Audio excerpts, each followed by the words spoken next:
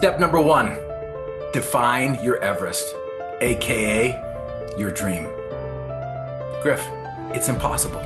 Those were the words that were told to me by my doctor after falling 40 feet from a construction accident, leaving me broken, bruised, and paralyzed from the waist down.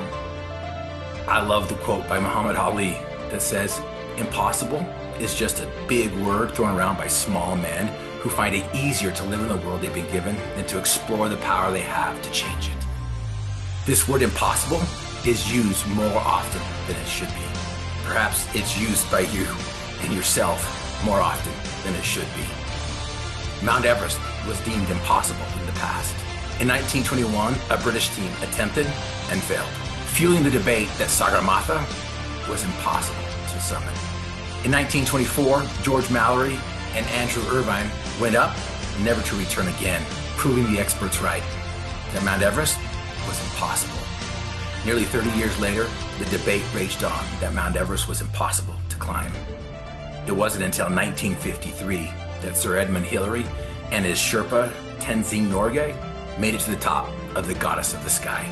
Today, anyone with the right equipment and tools, the right guide, and the right amount of money can make it to the top. For example, Jordi Romero did it in 2010 at the age of 13.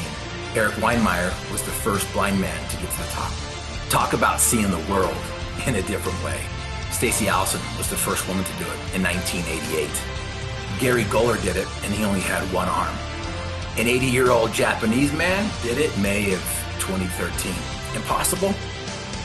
My teammate Jeff Glashbrenner was the first male American amputee to make it to the top. He did it with one leg. So what's your Everest? What's your why? Or better said, what's your dream? Because if you don't know what you want, then none of this matters. None of these steps even matter. Just turn it off. Don't even follow along. Don't even come with me, because if you don't know what you want, then none of this matters. But the problem is we've all been told by the experts that you got to know your why, that you got to know your dream, that you got to climb your Everest, but they don't teach us how to do those things. Look no further.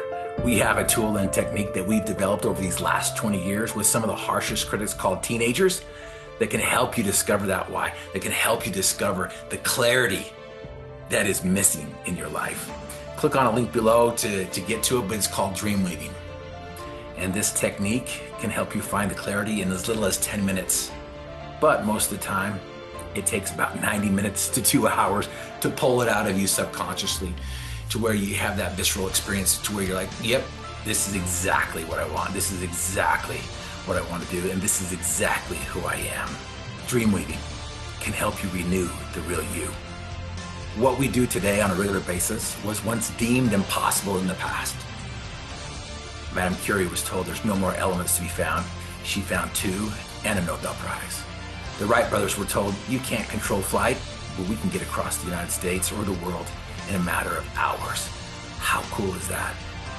Running water and indoor plumbing was a distant memory in the past, but most of us can flip on the tap and get clean, drinkable water at the tip of our fingertips. So what we do today on a regular basis that's been deemed impossible can become possible if you choose to change your present to improve your future.